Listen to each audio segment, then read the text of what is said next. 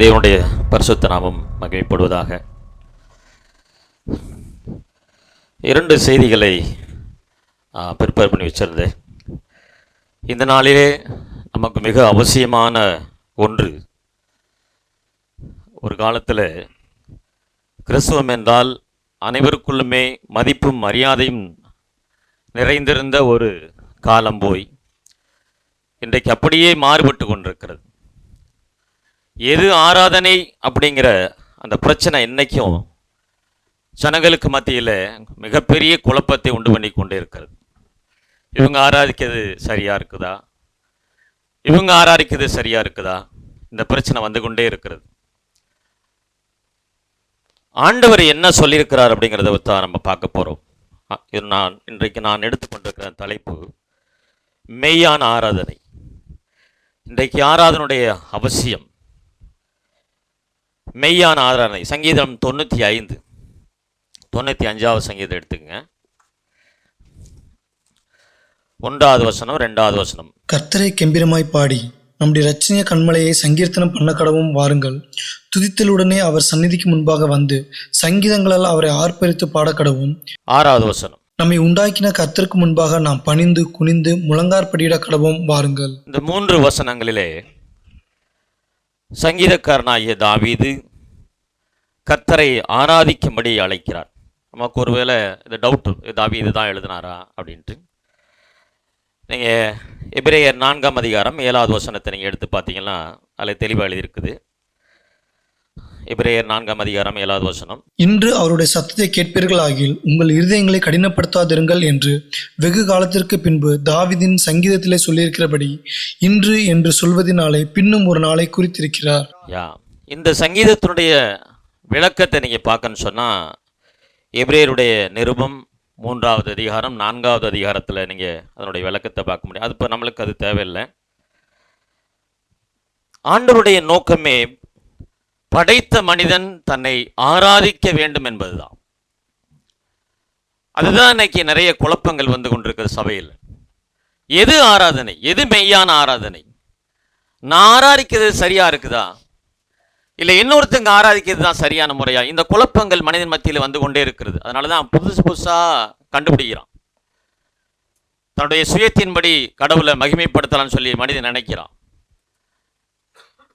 ஆனால் ஆண்டவர் தான் படைத்த மனிதன் எப்படி ஆராதிக்க வேண்டும், தன்னுடைய சமூகத்தில் எப்படி வந்து அவன் பணிந்து கொள்ள வேண்டும் சொல்லி வேதத்தில் தெளிவாக எழுதியிருக்கிறார். ஆதியாகமம் 3ஆம் அதிகாரத்தில் 8ஆம் வசனம் 9ஆம் வசனத்துல தான் நம்ம அதை பார்க்க முடியும். பகலில் குளிர்ச்சியான வேளையிலே தோட்டத்தில் உலாவுகிற தேவனாகிய கர்த்தருடைய சத்தத்தை அவர்கள் கேட்டார்கள். அப்பொழுது ஆதாமும் அவன் மனைவியும் தேவனாகிய கர்த்தருடைய சந்நிதிக்கு விலகி தோட்டத்தின் விருட்சங்களுக்குள்ளே ஒளித்து கொண்டார்கள். இந்த 2 வசனத்துல பார்க்கிறோம். ஆண்டவர் தினந்தோறும் அதிகாலையிலே குளிர்ச்சியான வேளையிலே அவர்களை சந்திக்கிறவராக இருந்தார்.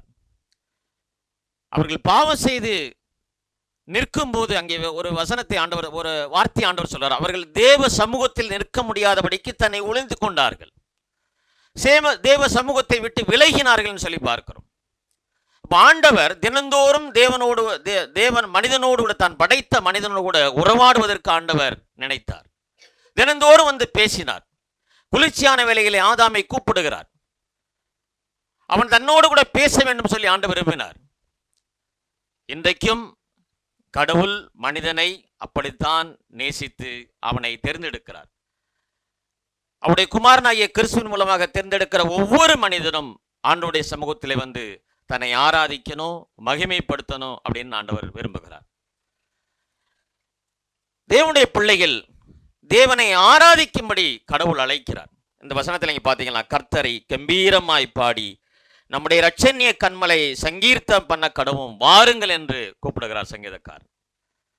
கடவுள் மனிதனை அவரை ஆராதிக்கும்படி அழைக்கிறார்.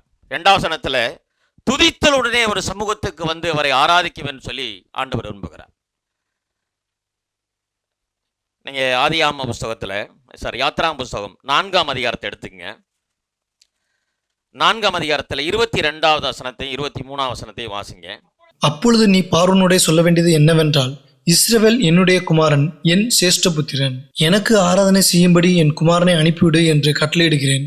அவனை விடமாட்டேன் என்பாயாகில் நான் உன்னுடைய குமாரனை உன் சேஷ்டபுத்திரனை சங்கரிப்பேன் என்று கர்த்தர் சொன்னார் என்று சொல் என்றார். மோசேக்கு ஒரே குழப்பம். ஜனங்கள் பெருகியாச்சு. பார்வோன் அவர்களை எப்படி ஒடுக்குறேன்னு சொல்லி யோசிச்சு கொண்டிருக்கிறான். இந்த சமயத்துல ஆண்டவரே, நான் எப்படி போய் பார்வோன்ட்ட பேசுறது? ஆண்டவர் அழகா சொல்றார், 2 வார்த்தையை சொல்றார். அவன் என்னுடைய குமாரன், என்னுடைய சிரேஷ்ட புத்திரன். இந்த உரிமையை கடவுள் நம்மளுக்கு கொடுக்கிறார். எனக்கு ஆராதனை செய்யும்படி இந்த ஜனங்களை அனுப்பிவிடு என்று சொல்லுகிறார். எந்த அளவுக்கு மனிதன் மேல ஆண்டவர் அன்பு செலுத்தியிருந்தா இவ்வளவு பெரிய செயலை செய்வார் பாருங்க. என்னுடைய குமாரன் அவன், என்னுடைய சிரேஷ்ட புத்திரன் அவன்.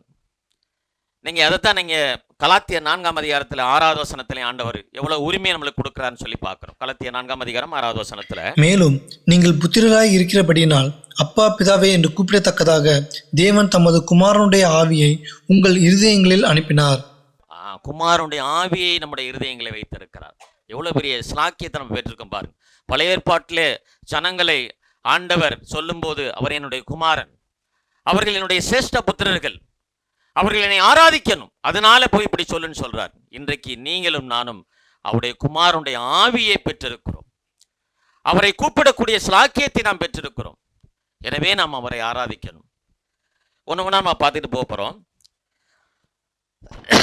இன்றைக்கு மனிதர்கள் மத்தியிலே போலியான ஆராதனை பெருகி இருக்கிறத நம்ம பார்க்கிறோம்.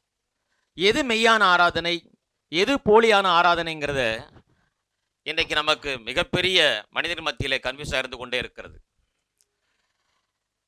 யாத்திராகமம் 20ஆம் அதிகாரத்தில் 3ஆம் அதிகாரம் 3ஆம் வசனத்தை 4ஆம் வசனத்தை 5ஆம் வசனம் வாசிங்க. என்னை அன்றி உனக்கு வேற தேவர்கள் உண்டாயிருக்க வேண்டாம். மேலே வானத்திலும் கீழே பூமியிலும் பூமியின் கீழ் தண்ணீரிலும் உண்டாயிருக்கிறவைகளுக்கு ஒப்பான ஒரு சொரூபத்தையாகிலும் யாதொரு விக்கிரகத்தையாகிலும் நீ உனக்கு உண்டாக்க வேண்டாம். நீ அவைகளை நமஸ்கரிக்கவும் சேவிக்கவும் வேண்டாம். உன் தேவனாகிய கர்த்தராய் இருக்கிற நான் எரிச்சலுள்ள தேவனாய் இருந்து என்னை பகைக்கிறவர்களை குறித்து பிதாக்களுடைய அக்கிரமத்தை பிள்ளைகளிடத்தில் 3ஆம் 4ஆம் தலைமுறை மட்டும் விசாரிக்கிறவராய் இருக்கிறேன். முதலாவது, ஒரே தேவனை ஆராதிக்காமல் இருப்பது அது போலியான ஆராதனை. ஆண்டவர் சொல்றார், நானே தேவன். நம்ம ஆராதனை செய்யல கேட்டோம், அவரை அன்றி வேற தேவன் கிடையாது. ஒரே தேவனை ஆராதிக்காமல் இருப்பது போலியான ஆராதனை, அது மாய்மாலமான ஆராதனை. இன்றைக்கு சபைக்கில பாருங்க, ஆவியானவர் மட்டுமே மகிமைப்படுத்தி கொண்டிருப்பாங்க. பாவத்தை குறித்து எந்த செயலுமே சொல்ல மாட்டாங்க. பாவத்தை கண்டித்து உணர்த்த மாட்டாங்க. வருவான், பாடுவான், ஆடுவான், எல்லாம் நடக்கும், அப்படியே போயிட்டே இருப்பாங்க. வெளியில போய் நீங்க என்ன வேணாலும் செய்யலாம். ஞாயிற்றுக்கிழமை வந்தா போதும், ஆட்டம் ஆடி பாட்டு பாடி நாலு ஆட்டத்தை ஆடிட்டு அப்படியே போயிட்டே இருக்கிறது. ஆண்டவர் சொல்றார், என்னை அன்றி வேறே தேவன் உனக்கு உண்டாயிருக்க வேண்டாம். ஒரே தேவனை ஆராதிக்காதபடிக்கு இருப்போமானால் அது பாவம், அது போலியான ஆராதனை. மத்தேயு 15ஆம் அதிகாரம் 8ஆம் வசனம் சொல்றாரு. மத்தேயு 15ஆம் அதிகாரம் 8வது வசனத்துல, இந்த ஜனங்கள் தங்கள் வாயினால் என்னிடத்தில் சேர்ந்து தங்கள் உதடுகளினால் என்னை கனம் பண்ணுகிறார்கள், அவர்கள் இருதயமோ எனக்கு தூரமாய் விலகி இருக்கிறது. இப்படிதான் இன்றைக்கு ஆராதனை இருக்குது. உதட்டளவுல ஆண்டவரை கனம் பண்றோம், ஆனா இருதயமுடைய செயல்பாடுகள்லாம் எங்கெங்கேயோ வைத்து கொண்டிருக்கிறோம். ஒருமித்து கடவுளை ஆராதிப்பதற்கு இன்றைக்கு மனிதன் மனதில்லாதவனா இருக்கிறான். உதட்டளவுல தான் ஆண்டவர் ஆராதிக்கிறான். தன்னுடைய இருதயத்தில் என்னெல்லாம் தோன்றுதோ, தன்னுடைய சிந்தையில எப்படியெல்லாம் ஆண்டவர் ஆராதிக்க நினைக்கிறானோ அப்படியெல்லாம் ஆராதிக்க முயற்சி செய்யலாம். ஆண்டவர் அதை போலியான ஆராதனை, மாய்மாலமான ஆராதனை ஆண்டவர் சொல்றார். 2வது, விக்கிரக ஆராதனை. விக்கிரக ஆராதனை என்பது கடவுளுக்கு ஒப்பாக இன்றைக்கு மனிதனை மாற்றி விட்டான். நீங்க ஆர்சியில அந்த இதெல்லாம் கேட்டு பாருங்க, நாங்க செய்யறதும் ஆராதனை தான் அப்படிங்கிறோம். ஏதாவது ஒரு வசனத்தை எடுத்து வச்சுக்கிட்டு நாங்களும் ஆண்டவர் தான் ஆராதிக்கிறோம், சிலை வழிபாடு என்பது கடவுள் அனுமதித்திருக்கிறார் என்று தைரியமாக பிரசங்கிக்கிற அளவுக்கு இன்னைக்கு வந்துட்டான் மனுஷன். ஆண்டவர் சொல்றாரு, நீங்க ரோமருக்கு எழுதின நிருபத்தை எடுத்துக்கொண்டுங்க. ரோமருக்கு எழுதின நிருபம் 1ஆம் அதிகாரம் 21ஆம் வசனத்தை வாசிங்க. அவர்கள் தேவனை அறிந்தும் அவரை தேவன் என்று மகிமைப்படுத்தாமலும் சோஸ்தரியாமலும் இருந்து தங்கள் சிந்தனைகளினாலே வீணரானார்கள். உணர்வில்லாத அவர்களுடைய இருதயம் இருளடைந்தது. 23ஆம் வசனத்தை வாசிங்க. அழிவில்லாத தேவனுடைய மகிமையை அழிவுள்ள மனுஷர்கள், பறவைகள், மிருகங்கள், ஊரும் பிராணிகள் ஆகிய இவைகளுடைய ரூபங்களுக்கு ஒப்பாக மாற்றினார்கள். இப்படிதான் மாற்றி வச்சிருக்கிறோம். இப்படி மாற்றி வச்சுக்கிட்டு என்ன சொல்றாங்க, நாங்களும் கடவுளை தான் ஆராதிக்கிறோம், நாங்களும் இயேசு கிறிஸ்துவை தான் ஆராதிக்கிறோம் அப்படின்னு சொல்றாங்க. ஆனா ஆண்டவர் சொல்றார், உபாகம புஸ்தகத்தை எடுத்துங்க, 4ஆம் அதிகாரம் 12ஆம் வசனத்தை வாசிங்க. அந்த அக்கினியின் நடுவிலிருந்து கர்த்தர் உங்களோட பேசினார். வார்த்தைகளின் சத்தத்தை நீங்கள் கேட்டீர்கள். அந்த சத்தத்தை நீங்கள் கேட்டதே அன்றி ஒரு ரூபத்தையும் காணவில்லை. ஒரு ரூபத்தையும் காணவில்லை. ஆண்டவர் சொல்றார், வார்த்தையினுடைய சத்தத்தை மட்டுமே கேட்டோம். இன்றைக்கு வார்த்தையை கடவுள் மகிமைப்படுத்தி வைத்திருக்கிறார். வார்த்தை இல்லாமே இன்றைக்கு சபையில் ஆராதனை நடக்குது. தேவனுடைய பிரசங்கமே இல்லை. இங்கே பாவத்தை குறித்து சொல்றது கிடையாது, ஆண்டவருடைய வார்த்தையை மகிமைப்படுத்துறது கிடையாது. அப்படிதான் இன்றைக்கு சபையானது மாறி போயிருக்குது. வர்றது, பாடுறது, மியூசிக் போடுறது, தாளம் போடுறது, இப்படியாகவே ஆராதனையானது இன்றைக்கு மாறிவிட்டது. இன்னொரு வசனத்தை வாசிங்க, 15ஆம் வசனம், அதே அதிகாரத்தில் 15ஆம் வசனத்தை வாசிங்க. கர்த்தர் ஓரேபிலே அக்கினியின் நடுவிலிருந்து உங்களோட பேசின நாளில் நீங்கள் ஒரு ரூபத்தையும் காணவில்லை. ஒரு ரூபத்தையும் காணவில்லை. ஆண்டவருக்கு ரூபம் கிடையாது. அவரை ரூபத்தை மையப்படுத்தி ஆராதிக்கவும் முடியாது. இன்னைக்கு சபையில சிலுவையை கொண்டு வந்து வச்சுட்டான், சபையில சிலையை கொண்டு வந்து வச்சுட்டாங்க. ஆனா ஆண்டவர் அதை வெறுக்கிறவராக, அருவருப்பவராக இருக்கிறார். அதெல்லாம் போலியான ஆராதனை. டிவியெல்லாம் பார்த்து இப்படி ஆராதிக்கிறாங்க, அப்படி ஆராதிக்கிறாங்க, அப்படியெல்லாம் செய்யாதீங்க. அதெல்லாம் மாய்மாலமான ஆராதனை. கடவுள் என்ன சொல்லியிருக்கிறோ அதன்படி தேவனுடைய சமூகத்தில் நெருங்கி வரணும். அதே அதிகாரத்தில் 24ஆம் வசனத்தை வாசிங்க. உன் தேவனாகிய கர்த்தர் பட்சிக்கிற அக்கினி, அவர் எரிச்சல் உள்ள தேவன். அந்த ஆண்டவர் தான் நீங்கள் நான் ஆதரிக்கிறோம். நம்ம போலியான ஆராதனை இருப்போமானால், நம்முடைய சிந்தனை ஆராதனை இல்லாதபடிக்கு வெளியிலே இருக்குமானால், நாம் போலியாக ஆராதிக்கணும்னு அர்த்தம். அப்ப கடவுளுடைய சமூகத்தில் வரும்போது என்னுடைய சிந்தனை உருவப்படுத்தணும். ஆண்டவருடைய சமூகத்திலே நம்ம கடந்து வரும்போது பயம் இருக்கணும், ஒரு நடுக்கம் இருக்கணும். 100ஆம் சங்கீதம், இங்கே அடுத்த சங்கீதத்தில் 96ஆம் சங்கீதத்தை எடுத்துங்க. 96ஆம் சங்கீதத்தில் 9ஆம் வசனத்தை வாசிங்க. 8:8 வாசிங்க. 8:9. கர்த்தருக்கு அவருடைய நாமத்திற்குரிய மகிமையை செலுத்தி காணிக்கைகளை கொண்டு வந்து அவருடைய பிரகாரங்களில் பிரவேசியுங்கள். பரிசுத்த அலங்காரத்துடனே கர்த்தரை தொழுது கொள்ளுங்கள். பூலோகத்தாரை நீங்கள் யாவரும் அவருக்கு முன்பாக நடுங்குங்கள். அவருடைய நாமத்துக்குரிய மகிமையை செலுத்தும்படி கடந்து வரணும். ஆராதனைங்கிறது அதுதான். அது இல்லாம ஏனோ தானோ என்று கடவுளை ஆராதிக்க முடியாது. என்னுடைய சிந்தனையின்படி, என்னுடைய சுய சித்தத்தின்படி தேவனை மகிமைப்படுத்த முடியாது.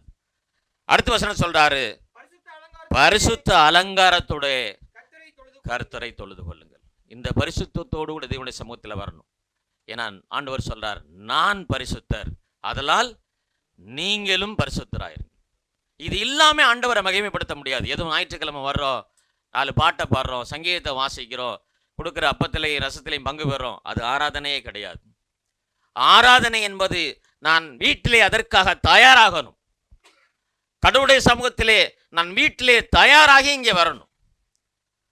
குளிச்சுட்டு சீவிக்கிட்டு நல்ல ட்ரெஸ் போட்டுக்கிட்டு இங்கே வந்து அதெல்லாம் கிடையவே கிடையாது. அப்படி ஆண்டவர் எங்கேயுமே விரும்புறது கிடையாது. என்னுடைய ப்ரிப்பரேஷன் வீட்டில் இருக்கணும். நான் தேவனை ஆராதிக்க போறேன், நான் அதற்கு தயாராயிட்டேனா? என் குடும்பம் தயாராயிடுச்சா? என் பிள்ளைகள் தயாராயிட்டாங்களா? நான் ஆண்டவருடைய சமூகத்திலே கூடி அதற்காக எல்லா விதமான ஏற்பாடுகளை செஞ்சேனா? நான் காணிக்கை எடுத்துட்டேனா? இதெல்லாம் முக்கியம். இதெல்லாம் தயாராகி வரணும். என் ஆண்டவர் மகா பெரிய வல்லமையுள்ள கடவுள். தீமோத்தேயுல தான் பார்க்கிறோம். அவர் அதிகாரம் உள்ள தெய்வம், சாவாமை உள்ள தெய்வம், அழிவை காண முடியாத கடவுள், நித்திய தெய்வமாக இருக்கிறார். அவருக்கு முன்னாடி நம்மளாம் சின்ன பூச்சி கூட கிடையாது. அப்ப இவ்வளவு பெரிய மகத்துவம் உள்ள ஆண்டவரை ஆராதிக்க வந்திருக்கிற நீங்களானும் எவ்வளவு பயம் இருக்கணும், எவ்வளவு பக்தி இருக்கணும். இன்னைக்கு அதெல்லாம் போயிடுச்சு. கிறிஸ்தவத்தில் அதெல்லாம் இல்லாமல் போயிடுச்சு. அதனால தான் தன்னுடைய மனம் போன போக்கில் என்ன வேணாலும் பேசலாம், என்ன வேணாலும் பண்ணலாம் அப்படிங்கிற ஒரு நிலைமைக்கு வந்துருச்சு. ஆனால் ஆண்டவர் எவ்வளவு மகத்துவம் உள்ள தெய்வம் என்பதை நான் வீட்டில் இருந்து உட்காந்து சிந்திச்சு ஆராய்ந்து அவருடைய சமூகத்தில் வரும்போது பயத்தோடு நடுக்கத்தோடு வந்து அவரை மகிமைப்படுத்தணும். இது இல்லைன்னு சொன்னால் நம்முடைய ஆராதனை போலியான ஆராதனை மாறி வரும். ரோமருக்கு எழுதின நிருபம் 1ஆம் அதிகாரத்தில் 25ஆம் வசனத்தை வாசிங்க. தேவனுடைய சத்தியத்தை அவர்கள் பொய்யாக மாற்றி சிருஷ்டிகரை தொழுது சேவியாமல் சிருஷ்டியை தொழுது சேவித்தார்கள். அவரை என்றென்றைக்கும் சோஸ்தரிக்கப்பட்டவர். இன்னைக்கு ஆராதனையை மாறி இருக்கு. மனிதர்களை மையப்படுத்துகிற ஆராதனையாக மாறி போய்விட்டது. மனிதனை ஆராதிக்கிறான், குடும்பங்களை ஆராதிக்கிறான், மனிதனை மையப்படுத்தி ஆராதனை கொண்டு போயிருக்கான். ஆனா ஆண்டவர் மகிமை உள்ள கடவுள். அவருக்கு மட்டும்தான் ஆண்டவர் சொல்றாரு, என்னுடைய மகிமையை வேறொன்றுக்கும் கொடேன் ஆண்டவர் சொல்லியிருக்கார்.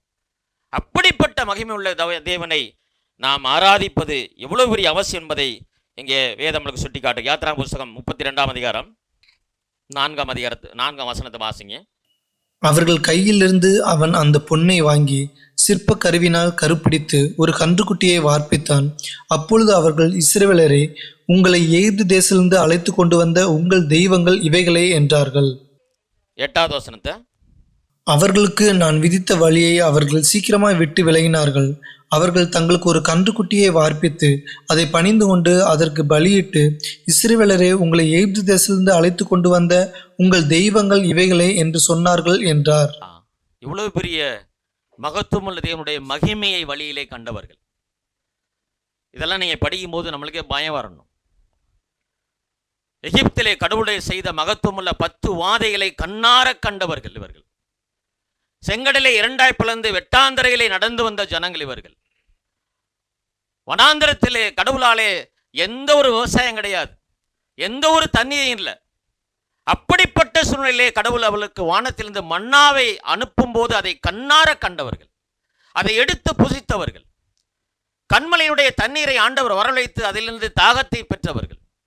இவ்வளோ பெரிய மகத்துவம் உள்ள கடவுளை கண்ட அந்த ஜனங்கள் தான் ஒரு சந்தர்ப்பம் வரும்போது மோசே இன்னும் வரவில்லை என்று சொல்லி ஒரு கன்றுக்குட்டியை உருவாக்கி ஒரு வார்த்தை சொல்றாங்க பாருங்க. இது உங்களை, அதை வாசிங்க, எகிப்திலிருந்து அழைத்து கொண்டு வந்த உங்கள் தெய்வங்களே. புளூரல்ல சொல்லப்பட்டிருக்குது, சிங்குலர் கிடையாது. அது மட்டுமல்ல, நிறைய உருவாக்கி இருக்கிறான். எகிப்திலிருந்து கடவுள் எவ்வளவு அழகாக அழைத்து வர்றாரு. ஒரு சந்தர்ப்ப சூழ்நிலை வரும்போது உங்களை எகிப்திலிருந்து கூட்டி வந்த தெய்வங்கள் இவைகள் தான் அப்படின்னு சொல்றோம். மனிதனுடைய பாவம் எவ்வளவு கொடுமையானன்னு சொல்லி பாருங்க. தேவனை விட்டு எவ்வளவு சீக்கிரமாக பாவம் அவனை பிரித்து கொண்டு போறதுன்னு பார்க்கிறோம். அப்ப பாவ நிலையோடு கூட தேவ சமூகத்திலே கடந்து வரக்கூடாது. அவரை ஆராதிக்க அப்படி முடியாது. எனக்குள்ளே பாவத்தை வைத்துக் கொண்டு நான் மனம் திரும்பாமல் இந்த மெய்யான தேவனை நான் ஆராதிக்க முடியாது. இந்த மெய்யான தேவனை நான் மகிமைப்படுத்தவும் முடியாது. அது ஒரு விக்கிரகம்.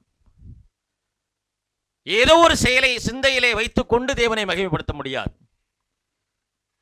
அப்ப கடவுளுடைய சமூகத்தில் நான் நெருங்கி வரும்போது எல்லா ஆண்டவருடைய சமூகத்தை மட்டுமே நோக்கி இருக்கணும். ஏன், என் ஆண்டவர் இவ்வளவு பெரிய காரியத்தை செய்து இந்த இடத்துல என்னை கொண்டு வந்து நிறுத்தியிருக்கிறார். அதற்காக அவர் பட்ட பாடுகள், அதற்காக அவர் செய்து முடித்த மிகப்பெரிய செயல்கள், இதெல்லாம் மனித சிந்தையிலே சிந்தித்து பார்க்கவே முடியாது. அதை எனக்கு செய்து அவருடைய சமூகத்திலே கொண்டு போய் ஆராதிக்க உதவி செய்திருக்கிறார். எனவே ஆண்டவரை விட்டு மற்ற செயல்பாடுகளை செய்வது ஆண்டவரை பிரியப்படுத்தவே முடியாது. அது ஒரு விக்கிரக ஆராதனையாக மாறிவிடும். எவ்வளவு சீக்கிரம் அந்த ஜனங்கள் பின்வாங்கி போறாங்கன்னு பாருங்க. எகிப்திலிருந்து வனாந்தரத்துக்கு வர்ற வரலையும் கடவுள் எவ்வளவு அழகா அழைச்சிக்கிட்டு வராரு. அவன் சொல்றான், எகிப்திலிருந்தே கூட்டி வந்த தெய்வம் இந்த தெய்வங்கள் தான் அப்படிங்கிறான். பாவம் எவ்வளவு கொடுமையானதுங்கிறத நீங்க பார்க்கணும். நமக்குள்ள இருக்கிற பாவம் மிக மோசமானது. அதி சீக்கிரத்திலே தெய்வத்தை விட்டு பின்வாங்கி போகச் செய்யும். பாவத்துக்கு இடம் கூடாதபடிக்கு பரிசுத்த ஆவியானுடைய ஒத்தாசையோடு கூட தெய்வ சமூகத்தில் வந்து அமரணும். தேவனுடைய வார்த்தையினாலே கடவுளை நான் மகிமைப்படுத்தணும். ஆண்டுடைய வார்த்தை இல்லாம கடவுளை நான் மகிமைப்படுத்தவே முடியாது. 3வது காரியம், நான் ஒரே ஒரு வசனம் இதில் மட்டும், ஏசாயா 42ஆம் அதிகாரம் 8வது வசனத்தை வாசிங்க. நான் கர்த்தர், இது என் நாமம், என் மகிமையை வேறொருவனுக்கும் என் துதியை விக்கிரகங்களுக்கும் கொடேன். ஆண்டவர் இவ்வளவு அழகா சொல்றாங்க. நான் கர்த்தர்ப்பா, நான் கர்த்தர், நான் தான் மெய்யான கடவுள், என்னுடைய மகிமையை நான் வேற எதுக்கும் கொடுக்க மாட்டேன்னு சொல்றார். எனவே அவ்வளோ பெரிய மகத்துவம் உள்ள கடவுளை நீங்களும் நான் ஆராதிக்க வந்திருக்கிறோம். அதுக்கு பயம் வேணும், நடுக்க வேணும், பக்தி வேணும், ஆண்டுடைய வார்த்தை வேணும், பரிசுத்த ஆவியினுடைய துணை வேணும். இவ்வளவு இருக்கணும். ஏனோ தானன்னு தேவனை மகிமைப்படுத்தக்கூடாது, அவரை ஆராதிக்க கூடாது. ஆண்டுடைய ஆக்கினையை நம்ம குமிச்சிட்டு போறதா மாறி போயிடும். ஆண்டவர் அன்புள்ள தெய்வம் என்பதனால நம்முடைய பாவத்தை எல்லா சூழ்நிலையிலும் மன்னித்திடுவார்னு சொல்லி மட்டும் நினைக்காதீங்க. கடவுள் அன்புள்ள தெய்வம் தான், அதில் எந்த ஒரு மாற்றமுமே கிடையாது. ஆனால் பாவத்தை பார்த்து அவர் ஒருபோதும் பாவத்துக்காக இடம் கொடுத்து வாழுகிற ஜனங்களை அவர் வெறுக்கிற ஜனங்களாக இருக்கிறார். நீங்கள் பாவத்திலே ஒரு மனிதன் இருப்பானாலும் ஆண்டவர் கண்டுக்கிறவே மாட்டார். ஒரு விசுவாசி பாவத்திலே வாழ்வானானால் தேவன் அவனை கண்டுக்கிறவே மாட்டார். அது முதல்ல வச்சுக்கிறாதீங்க. தொடர்ந்து நீங்க பாவத்திலே இருந்து கொண்டே தேவனை மகிமைப்படுத்தணும்னு சொல்லி ஒருபோதும் நினைக்காதீங்க. ஆண்டவர் விட்டுருவார். நீங்க அந்த பாவத்திலேயே அப்படியே வளர்ந்து வளர்ந்து வளர்ந்து வளர்ந்து கொஞ்சம் நல்ல பின்வாங்கி போயிடுவீங்க. பாவத்திலிருந்து மனம் திரும்பி வருகிற ஆத்மாவை தான் ஆண்டவர் நேசிக்கிறார். நான் தெய்வ சமூகத்தில் மனம் திரும்பி வந்திருக்கிறேன்னா, மனம் திரும்புவது என்பது ஒரு தடவை நடக்கிற காரியம் கிடையாது. அதை நல்லா ஞாபகம் வச்சுக்கோங்க. அனுதினமும் நான் தேவனுடைய சமூகத்திலே கடந்து போய் பாவ அறிக்கை செய்து நான் மனம் திரும்பி வாழணும். ஒரு தடவை செய்யக்கூடாது. என்னை ஆண்டவர் ஒரு தடவை பண்ணிச்சிட்டாரு, நான் இந்த உலகத்தில் எப்படி வேணாலும் வாழலாம், வேதம் எங்கேயுமே அப்படி சொல்லவே இல்லை. அனுதினம் மனம் திரும்புவது எனக்கு வேண்டியது. மூன்றாவது காரியம், உண்மையான தேவனை என் சுய இஷ்டப்படி ஆராதிப்பது போலியான ஆராதனை. இந்த மெய்யான தேவனை என் சுய இஷ்டப்படி நான் ஆராதிக்க முடியாது. அப்படி ஆராதனை செய்வதனால் அது பாவத்தை கொண்டு வருகிறதா இருக்கிறது. மார்க் எழுதின நற்செய்தி நூல் 7ஆம் அதிகாரம் 7வது வசனம் வாசிங்க. மனுஷருடைய கற்பனைகளை உபதேசங்களாக போதித்து வீணா எனக்கு ஆராதனை செய்கிறார்கள் என்றும் எழுதியிருக்கிற பிரகாரம் மாயக்காரராகிய உங்களை குறித்து ஏசாயா நன்றாய் தீர்க்கதரிசனம் சொல்லியிருக்கிறார். வீணா எனக்கு ஆராதனை செய்யுங்க ஆண்டவர் சொல்றார். என்னுடைய உங்களுடைய ஆராதனை எப்படி இருக்குது? இன்றைக்கு மனிதனுடைய கற்பனை தான் ஆராதனையில நிறைஞ்சு இருக்கிறத பார்க்கிறோம். போலியான ஆராதனை அதெல்லாம். என்னுடைய சுய இஷ்டப்படி தேவனை மகிமைப்படுத்த முடியாது. என்னுடைய கற்பனையின்படி கடவுளை மகிமைப்படுத்த முடியாது. மனிதனுடைய கற்பனைகளை வீணாய் போதிக்கிறவர்களாக இருக்கிறாங்க. இன்னைக்கு தேவனுடைய வார்த்தைகள் இல்லாத சபையாக மாறிக்கொண்டு வருகிறது. ஆண்டவர் சொன்ன அந்த மகத்துவமுள்ள வார்த்தையானது நிறைவேறி கொண்டே வருகிறது. ஒரு காலத்தில் வேத வசனத்துக்கு தட்டுப்பாடு வரும்னு சொன்னார். இன்னைக்கு அதான் நடந்துகிட்டு இருக்கு. லேவியா புஸ்தகம் 10ஆம் அதிகாரம் 1வது வசனம் வாசிங்க. பின்பு ஆரோனின் குமாரனாகிய நாதாபும் அபியூவும் தன் தன் தூப கலசத்தை எடுத்து அவைகள் அக்கினியையும் அதன் மேல் தூப வர்க்கத்தையும் போட்டு கர்த்தர் தங்களுக்கு கட்டளையிடாத அந்நிய அக்கினியை அவருடைய சந்நிதியில் கொண்டு வந்தார்கள். உண்மையான தேவனை என்னுடைய சுய விருப்பத்தை கொண்டு ஆராதிக்க முடியாது, பிரியப்படுத்த முடியாது. இது யார் செய்ய வேண்டிய காரியம்? யாத்திராகமம் 30ஆம் அதிகாரத்தை எடுத்துங்க. 7லிருந்து 9 வசனத்தை வாசிங்க. ஆரோன் காலைதோறும் அதன் மேல் சுகந்த தூபங்காட்ட வேண்டும். மாலையில் விளக்கேற்றும் போதும் அதன் மேல் தூபங்காட்ட கடவன். விளக்குகளை விளக்கும் போதும் அதன் மேல் தூபங்காட்ட வேண்டும். உங்கள் தலைமுறை தோறும் கர்த்தருடைய சந்நிதியில் காட்ட வேண்டிய நித்திய தூபம் இதுவே. அதன் மேல் அந்நிய தூபத்தை ஆகிலும் தகன பலியாகிலும் போஜன பலியாகிலும் படைக்க வேண்டாம். அதன் மேல் பான பலியை ஊற்றவும் வேண்டாம். வேதத்தில் ஆண்டவர் தெளிவா சொல்லிட்டார். ஒரு பிரதான ஆசாரியன் செய்ய வேண்டிய வேலையை தன்னுடைய பிள்ளைகள் அதை கையில் எடுத்துக் கொள்கிறத பார்க்கிறோம். லேவியாகமம் 16ஆம் அதிகாரம் 11, 12 வாசிங்க. பின்பு ஆரோன் தனக்காகவும் தன் வீட்டாருக்காகவும் பாவ நிவர்த்தி செய்யும்படி தன்னுடைய பாவ நிவாரணத்துக்கான காளையை கொண்டு வந்து அதை கொன்று கர்த்தருடைய சந்நிதியில் இருக்கும் பலிபீடத்தின் மேலுள்ள நெருப்பு தணலினால் தூப கலசத்தை நிரப்பி பொடியாக்கப்பட்ட சுகந்த தூப வர்க்கத்திலே தன் கைப்பிடிகள் நிறைய எடுத்து திரைக்கு உட்புறமாக கொண்டு வந்து தான் சாகாதபடிக்கு தூப மேகமானது சாட்சி பெட்டியின் மேல் இருக்கும் கிருபாசனத்தை மூடத்தக்கதாக கர்த்தருடைய சந்நிதியில் அக்கினியின் மேல் தூப வர்க்கத்தை போட கடவன். வேதம் தெளிவாய் சொல்கிறது. எங்கிருந்து அவன் அக்கினியை எடுத்து கொண்டு போய் தேவ சமூகத்திலே கடவுளை ஆராதிக்கணும். யார் அதை செய்யணும்? ஆண்டவர் சொல்றார்.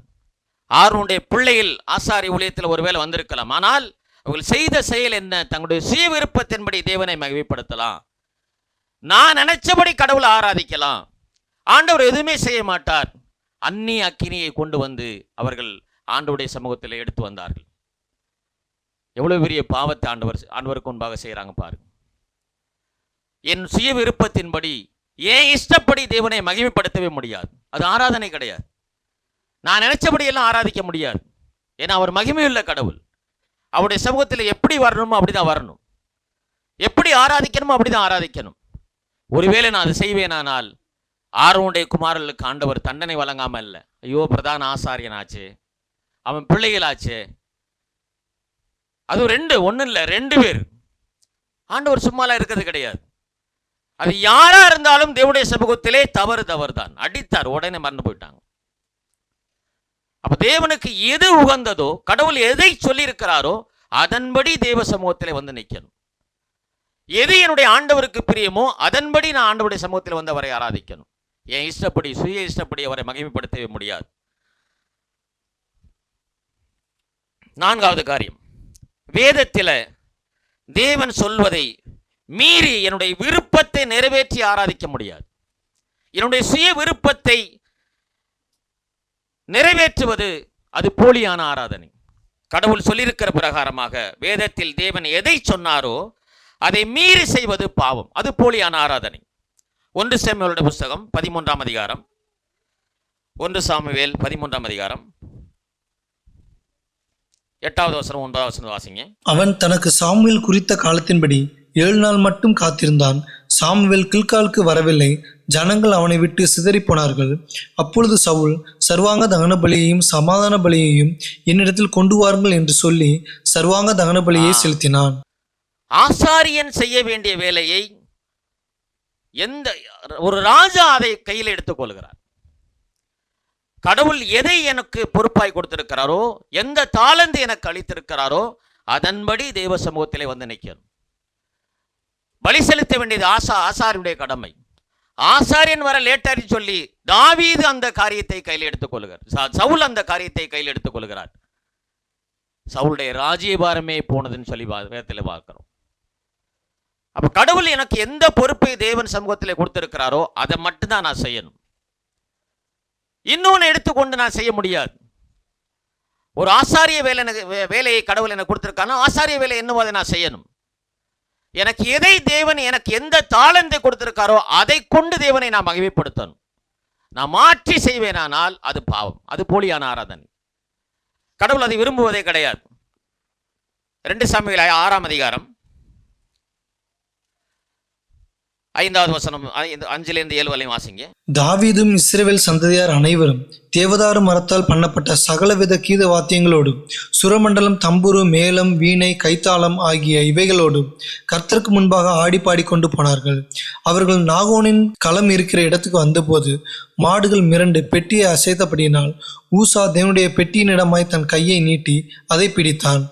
அப்பொழுது கர்த்தருக்கு ஊசாவின் மேல் கோபம் உண்டது. அவனுடைய துணிவி நிமித்தம் தேவன் அங்கே அவனை அடித்தார். அவன் அங்கே தேவனுடைய பெட்டிய அண்டையில் செத்தான். அவனுடைய துணிவி நிமித்தம் நம்மளுக்கு தெரிஞ்ச வேதவசனம் தான். ஊசாவுடைய மரணத்தை குறித்து பார்க்கிறோம். ஆசாரிகள் தூக்கி சுமக்க வேண்டிய பெட்டியை தாவீது ரதத்தை பண்ணி அவர் நடத்தி செல்லும்படி கடந்து போகிறான். ஊசா பெட்டி அசைகிறதுன்னு சொல்லி கையை நீட்டும் போது ஆண்டவர் அவனை அடித்தான்னு சொல்லி பார்க்கிறோம். கடவுளை நான் எப்படி ஆராதிக்க வேண்டும், நான் எப்படி மகிமைப்படுத்த வேண்டும், அவர் என்ன சொல்லியிருக்கிறாரோ அதன்படி தேவ சமூகத்தில் வந்து அவரை ஆராதிக்கணும். நான் மீறி செய்வேனானால், என்னுடைய சுய விருப்பத்தை நிறைவேற்றுவதற்கு செய்வேனானால் அவனுக்கு அது நம்முடைய சிந்தையில் அது சரியாக தான் தோணும். ஆண்டுடைய பெட்டி விழுந்துருமோன்னு நம்மளுக்கு சரியாக தான் தோணும். ஆனால் அது அவனுடைய வேலை இல்லை, அது கடவுளுடைய பெட்டி, அது கடவுள் பார்த்து கொள்வார். அவ மீறி அதை செய்யும் போது கடவுள் அங்கே அது பாவமாக எண்ணுகிறார், அவனை அடிக்கிறார். எனக்கு எந்த காரியத்தை கடவுள் என்னிடத்தில் விரும்புகிறாரோ அதன்படி தெய்வ சமூகத்தில் கடந்து வரணும். என் சுய விருப்பத்தை நான் நிறைவேற்றவே கூடாது, என் சுய சித்தத்தின்படி கடவுளை மகிமைப்படுத்தக்கூடாது. அது போலியான ஆராதனையாக மாறிடும். இன்னொரு வசனத்தை கூட பார்க்கலாம். 2 நாளாகம புஸ்தகம் 26ஆம் அதிகாரத்தில் 2 நாளாகமம் 26 16 வாசிங்க. அவன் பலப்பட்ட போது தனக்கு கேடு உண்டாகும் மட்டும் அவனுடைய மனம் மேட்டிமையாகி தன் தேவனாய கர்த்தருக்கு விரோதமாக மீறுதல் செய்து தூப பீடத்தின் மேல் தூபங்காட்ட கர்த்தருடைய ஆலயத்திற்குள் பிரவேசித்தான். ஆசாரியனாகிய அசரியாவும் அவனோட கூட கர்த்தரின் ஆசாரியரான பராக்கிரமசாலிகளாகிய 80 பேரும் அவன் பிறகே உட்பிரவேசித்து ராஜாவாகிய உசியாவோடு எதிர்த்து நின்று, உசியாவே, கர்த்தருக்கு தூபங்காட்டுகிறது உமக்கு அடுத்ததல்ல. தூபங்காட்டுகிறது பரிசுத்தமாக்கப்பட்ட ஆரோனின் குமாரராகிய ஆசாரியருக்கே அடுக்கும்.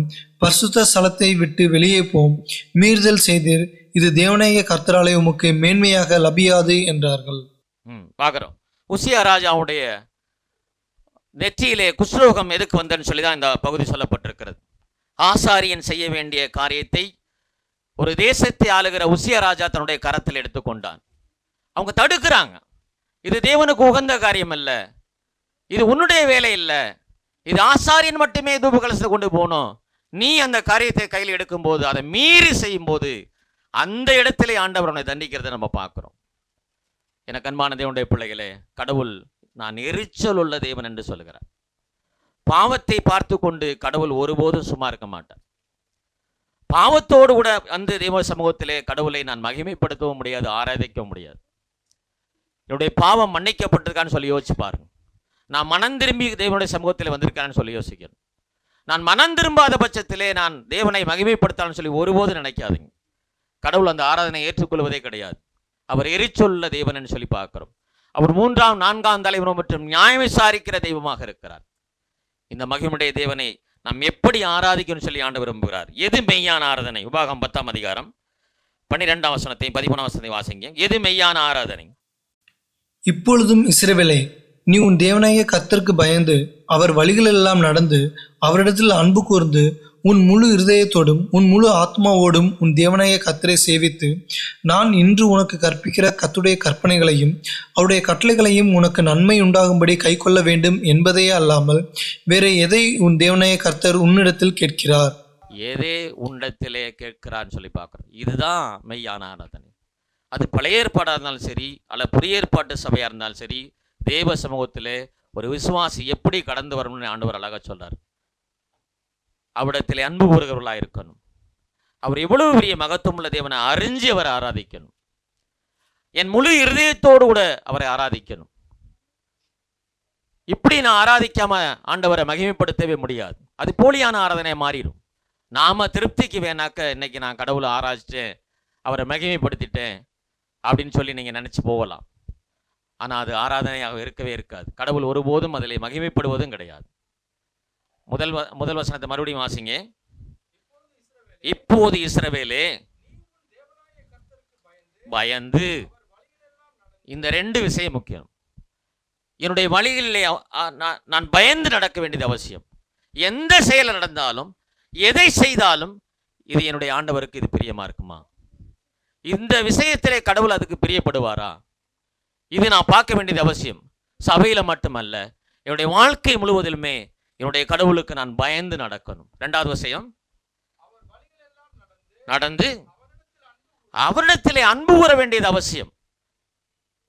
அவரிடத்திலே அன்பு செலுத்தாதபடிக்கு நான் தேவனை மகிமைப்படுத்த முடியாது. ஏன்னா அளவற்ற அன்பை எனக்கு கொடுத்திருக்கிறார். அவருடைய குமாரனையே கொடுத்து என் மீது அன்பு செலுத்தி இருக்கிறார். அப்ப அந்த தெய்வத்தை நான் அன்பு செலுத்தாதபடிக்கு அவரை மகிமைப்படுத்த முடியாது. அடுத்தது, உன் முழு இருதயத்தோடும் உன் முழு ஆத்மாவோடும் சேவி அப்படின்னு சொல்றார். என் ஆத்மா மரித்திருந்த என்னுடைய ஆத்மாவுக்கு கடவுள் உயிர் கொடுத்திருக்கிறார். எனக்கு உயிர் கொடுப்பதற்காக அவரையே கொடுத்திருக்கிறார். இந்த சிந்தனையோடு கூட நான் வந்து அவரை ஆராதிக்கலன்னு சொன்னா அது மெய்யான ஆராதனையா இருக்காது, அது போலியான ஆராதனை மாறிடும். அப்ப பழைய ஏற்பாட்டில் இருந்த ஜனங்களுக்கும் அதைத்தான் சொல்றாரு, புதிய ஏற்பாட்டு விசுவாசிகளுக்கும் அதைத்தான் சொல்றாரு. யோவான் 4ஆம் அதிகாரம் 24ஆம் வசனத்தை வாசிங்க. தேவன் ஆவியாய் இருக்கிறார், அவரை தொழுது கொள்கிறவர்கள் ஆவியோடும் உண்மையோடும் அவரை தொழுது கொள்ள வேண்டும் என்றார். தேவன் ஆவியாய் இருக்கிறார், அவரை தொழுது கொள்கிறவர்கள் ஆவியோடும் உண்மையோடும் அவரை தொழுது கொள்ளும். இந்த சிந்தனை இருக்குதா? நான் அவரை தொழுது கொள்ள வந்திருக்கிறேன், நான் ஆவியோடும் உண்மையோடும் அவரை நான் தொழுதிருக்கேனா? நான் இப்போ ஆராதனை முடிஞ்சது. இந்த ஆராதனை எந்த அளவுக்கு தேவனோடு கூட என்னுடைய உறவு இருந்தது, எவ்வளவு ஈடுபாடு இருந்தது, என்னுடைய சிந்தனையெல்லாம் இந்த பாடல்களில், இந்த துதிகளில், இந்த ஆராதனை சிந்தனையிலெல்லாம் நான் ஈடுபட்டு இருந்தேனா? இது இல்லாம என்னுடைய சிந்தனையை எங்கேயோ வச்சுட்டு நான் இங்கே ஆண்டவரை மகிமைப்படுத்துறேன்னு சொல்லிட்டாங்கன்னா அதுக்கு எந்த ஒரு பிரயோஜனமும் கிடையாது. அதில் மகிமைப்படவே மாட்டார் ஆண்டவர். என்னுடைய ஆராதனை மெய்யான ஆராதனை இருக்குன்னு சொன்னா பரிசுத்த ஆவியானுடைய துணை வேணும், ரொம்ப முக்கியம். அவரை எனக்கு நிரந்தரமாக கொடுத்திருக்கிறார். அவருடைய துணை எனக்கு தேவை, வேத வசனம் தேவை. இந்த 2 இல்லாம கடவுளை நான் ஒருபோதும் மகிமைப்படுத்த முடியாது. இன்னொரு வசனத்தை வாசிங்க. சங்கீதம் 96 9ஆம் வசனத்தை மட்டும் வாசிங்க. பரிசுத்த அலங்காரத்துடனே கர்த்தரை தொழுது கொள்ளுங்கள், பூலோகத்தாரை நீங்கள் யாவரும் அவருக்கு முன்பாக நடுங்குங்கள். அவருக்கு முன்பாக நடுங்குங்கள் ஆண்டவர் சொல்றார். எல்லாரையும் கூப்பிடுறார். அவர் பரிசுத்தமுள்ள கடவுள். அவர் ஆராதிப்பதற்கு பூலோகத்தாரே நீங்க எல்லாரும் வந்து அவருக்கு முன்பாக நடுங்குங்கள் சொல்றார். நான் பரிசுத்த அலங்காரத்துடனே இன்றைக்கு நான் ஆராதனை செய்திருக்கிறேனா? இந்த கடவுளை நான் மகிமைப்படுத்திருக்கிறேன்னா? அப்படி செய்யலைன்னு சொன்னால் அது போலியான ஆராதனையாக மாறி போயிடும். ஆண்டவருக்கு அது மெய்யான ஆராதனை இருக்காது. ஸோ என்னுடைய இருதயம் முதலாவது தூய்மையடைந்ததாக இருக்கணும், அது பரிசுத்தமானதாக இருக்கணும். இந்த மெய்யான தேவனுக்கு முன்பாக நான் பாவத்தோடு வர முடியாது தேவ சமூகத்தில். ரெண்டாவது, வேறு சிந்தனைகளை வைத்துக்கொண்டு இந்த கடவுளை நான் மகிமைப்படுத்த முடியாது. ஒரு பிரிப்பரேஷன் இல்லாமல் தேவனுடைய சமூகத்தில் வந்து அவரை மகிமைப்படுத்த முடியாது. இதெல்லாம் இல்லாம நீங்க வந்து உட்கார்ந்தீங்கன்னா அது ஆண்டவருக்கு செய்கிற மிகப்பெரிய துரோகம். ஏதோ வந்தோம் போனோம், 4 பாட்டை பாடினோம், செய்தியை கேட்டோம் அப்படின்னு. இன்னைக்கு தேவ சமூகத்தில் என்ன கடந்து வரும்போது தேவன் என்னோடு கூட என்ன பேச போகிறார்? ஒருவேளை எனக்கு என்னுடைய பாவத்தை கண்டித்து உணர்த்துகிற வார்த்தைகளை அவர் எனக்கு கொடுக்க போறாரா? அந்த வார்த்தை என்னை தொட்டதா? அந்த வார்த்தைக்கு நான் முழுவதுமாய் கீழ்ப்படிந்தேனா? இந்த வார்த்தையினாலே என்னுடைய பாவம் எனக்கு தொடப்பட்டு அதிலிருந்து நான் மனம் திரும்பி இங்கிருந்து நான் கடந்து போகிறேனா? இந்த சிந்தனையோடு நான் இங்கிருந்து வரணும். இது இங்கே செய்ய வேண்டிய காரியமில்லை. ஆண்டவரே, நான் ஆராதனைக்கு போக போறேன், என்னோட கூட பேசுங்க, உங்களுடைய வார்த்தையினால் என்னோட பேசுங்க. ஒருவேளை நான் தவறு செய்திருப்பனால் உங்களுடைய வார்த்தையினாலே எனக்கு அதை சுட்டி காட்டுங்க. உண்மை நான் பாடலாலே மகிமைப்படுத்தணும், வார்த்தையினாலே மகிமைப்படுத்தணும். பரிசுத்த ஆவியானவர் எனக்கு துணை செய்யுங்க. இந்த சிந்தனை இல்லாமல் தெய்வ சமூகத்தில் வந்து அவரை ஒருபோதும் மகிமைப்படுத்த முடியாது. இது எங்கே நடக்கணும்? என் வீட்டில் நடக்கணும், அங்கிருந்து ஆரம்பிக்கணும். இப்படி நான் செய்யலைன்னு சொன்னா மற்றவர்களைப் போல நான் போலியான ஒரு மனிதனாக வந்து ஏதோ எல்லாரும் சேர்ந்து பாடி ஆராதித்து அப்படியே போறது மாதிரியே கடந்து போயிடுவோம். சங்கீதம் 95ஆம் சங்கீதம் 3ஆம் வசனத்திலிருந்து 5ஆம் வசனத்தை வாசிங்க. கர்த்தரே மகா தேவனும் எல்லா தேவர்களுக்கும் மகாராஜனுமாய் இருக்கிறார். பூமியின் ஆழங்கள் அவர் கையில் இருக்கிறது, பர்வதங்களின் உயரங்களும் அவருடையவைகள். சமுத்திரம் அவருடையது, அவரே அதை உண்டாக்கினார். வெட்டாந்தரையையும் அவருடைய கரம் உருவாக்கிற்று. போதும். 3ஆம் வசனத்தில் சொல்றார், கர்த்தரே மகாதேவனும் எல்லா தேவர்களுக்கும் மகாராஜனுமா இருக்கு. ஏங்க நான் அவரை ஆராதிக்கணும்? அவர் தான் மகா பெரிய தேவன், அவர் தான் மகா பெரிய ராஜா. தன்னில் தானே பூரணமுள்ள கடவுளாக இருக்கிறார். அவர் தன்னில் தானே ஜீவனுள்ள தேவனாக இருக்கிறார். நம்ம இதுல ஆராதனையில கேட்டோம், அவர் ஜீவனுள்ள தேவன். நானும் பிதாவும் ஜீவனுள்ளவர்களாக இருக்கிறோம். உங்களுக்கு எனக்கு எல்லாம் தேவை இந்த உலகத்தில் வாழ்றதுக்கு. ஆனா கடவுளுக்கு தேவையில்லை. நீங்க உயிரோடு இருக்கணும்னாக்க ஜீவன் தேவை, காற்று தேவை, மழை தேவை, தண்ணி தேவை, எல்லாமே தேவை, மரம் செடி கொடி அத்தனையும் தேவை. ஆனால் கடவுளுக்கு அதெல்லாம் தேவையே கிடையாது. அவர் யாதொன்றும் வெளியிலிருந்து வாங்க வேண்டிய அவசியம் இல்லை. அவர் தன்னில் தானே பூரணமுள்ள தேவனாக இருக்கிறார். அதனாலதான் சொல்றார், கர்த்தரே மகாதேவனும் எல்லா தேவர்களுக்கும் மகாராஜனுமா இருக்கிறார். இந்த உலகத்திலே தாம் சிருஷ்டித்த அனைத்தையும் அவர் ஆளுகை செய்து கொண்டிருக்கிறார். அவர் ஆளுகையின் கீழாக நான் இருக்கிறேனா? என் குடும்பம் இருக்குதா? என் பிள்ளைகள் இருக்காங்க? இது என்னுடைய சிந்தனையில் இருக்கணும். இப்படி நான் இருந்து அவரை ஆராதிக்கும் போது தான் அவர் மகிமைப்படுத்துவார். இல்லைன்னா மகிமைப்படுத்தவே முடியாது. நான் இங்கே வந்து ஒரு வேஷமோ வெளியில போய் வீட்டில் ஒரு வேஷத்தோடு இருந்தேன்னாக்க அது எந்த பிரயோஜனத்தை எனக்கு கொண்டு வராது. எல்லா இடங்களிலும் என்னுடைய தேவனுடைய பயம் இருக்கணும்.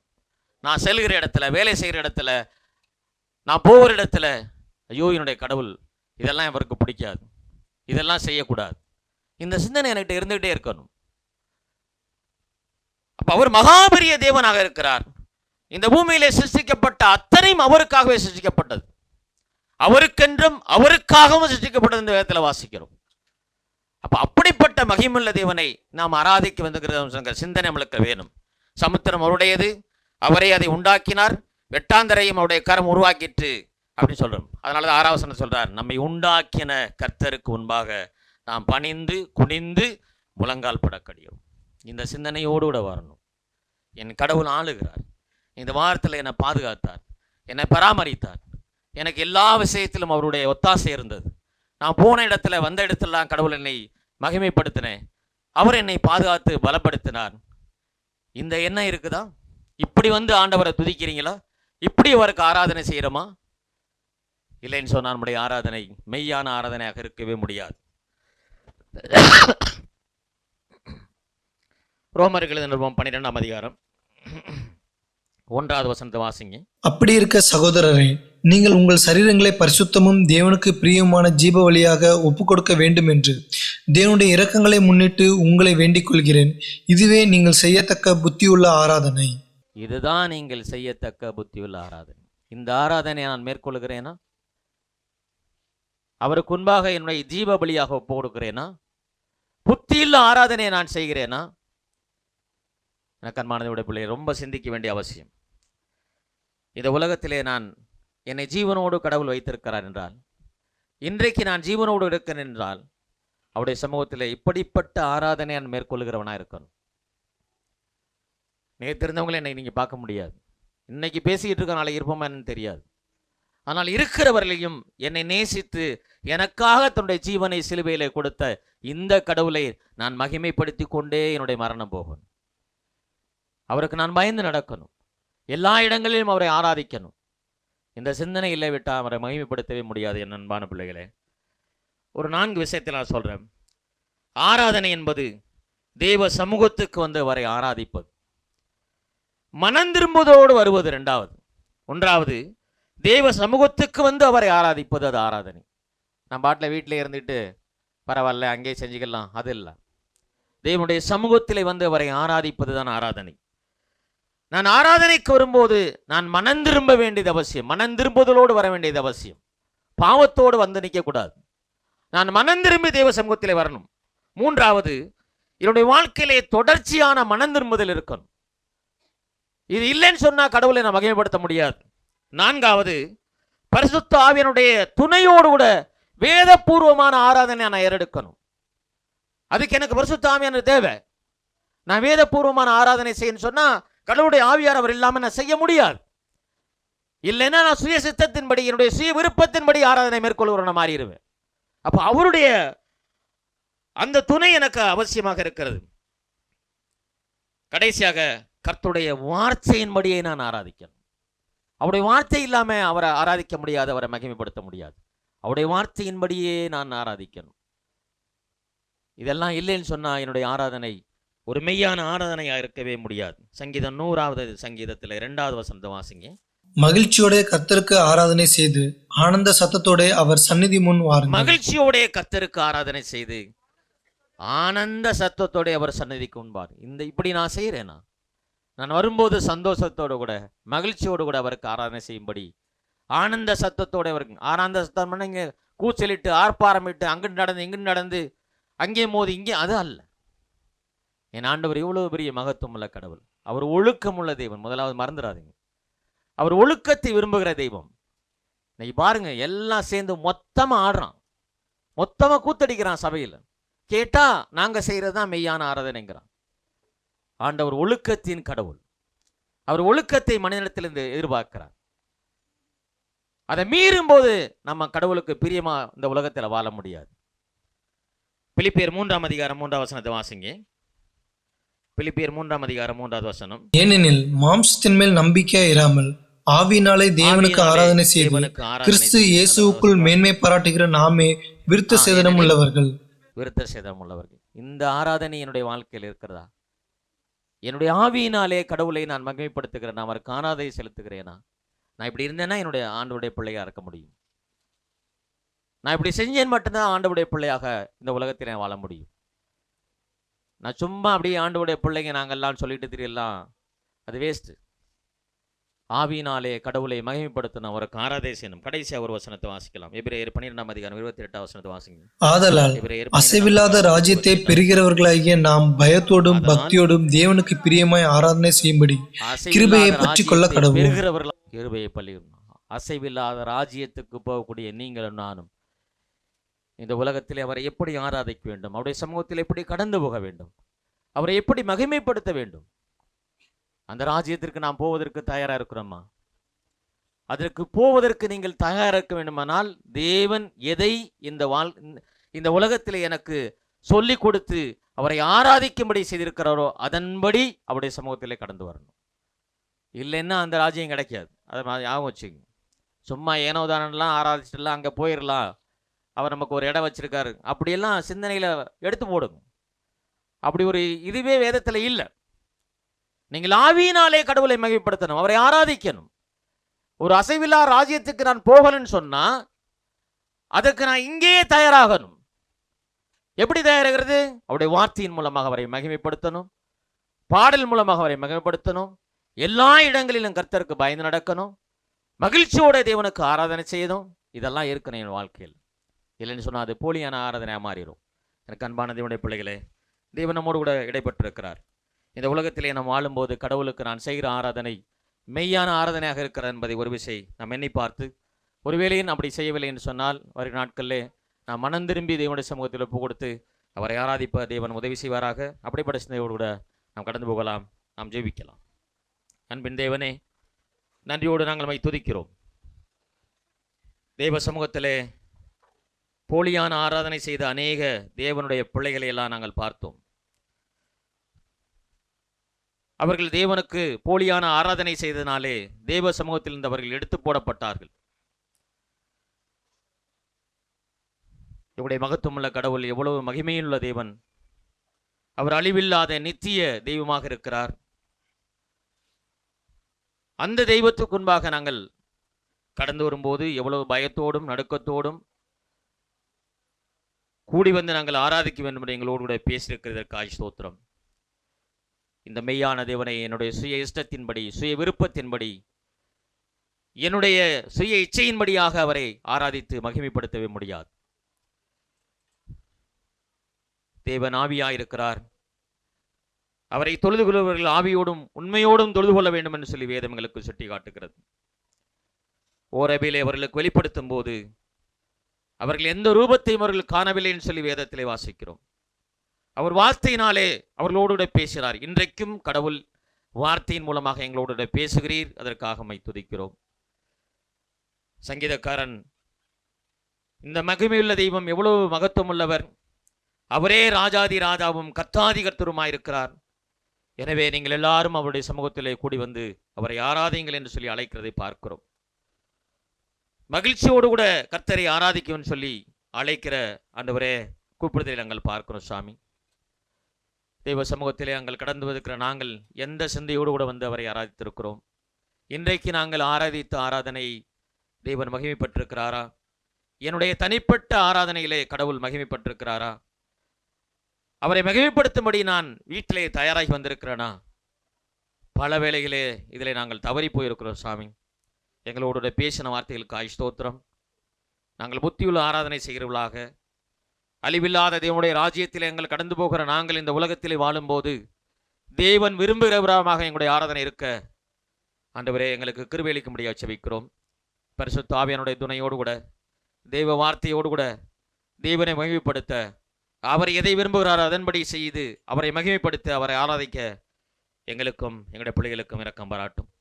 எங்களோட பேசின வார்த்தைகளுக்கு ஸ்தோத்திரம். வந்திருக்கிற பிள்ளைகளோடு இடைப்படுவதற்காக செலுத்துகிறோம். வரும் நாட்களில் ஒருவேளை நாங்கள் இதில் தவறியிருப்போமானால் எங்களோடு பேசியிருக்கிறேன்.